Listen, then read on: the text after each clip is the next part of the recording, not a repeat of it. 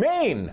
You people in Maine over the weekend. I saw Stephen King, who's a Mainer, a famous Mainer, cheering his governor.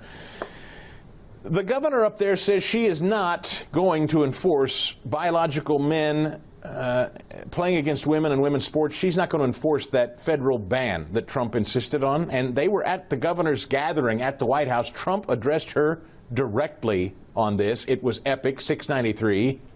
Listen. I understand Maine. Is Maine here, the governor of Maine?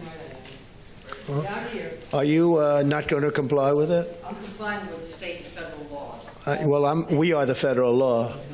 Well, you better do it. You better do it because you're not going to get any federal funding at all if you don't. And by the way, your population, even though it's somewhat liberal, although I did very well there, your population doesn't want men playing in women's sports. So you better comply because otherwise you're not getting any federal funding. See you in court. Every state, good. I'll see you in court. I look forward to that. That should be a real easy one.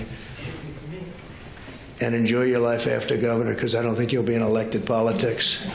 Every state has a responsibility to comply with Title IX. They have an obligation, a legal obligation, and we'll be enforcing aggressively, and we're going to be protecting our citizens. We're going to protect.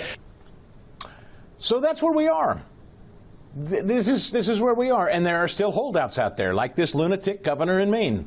She's going to try to drag her state down with her.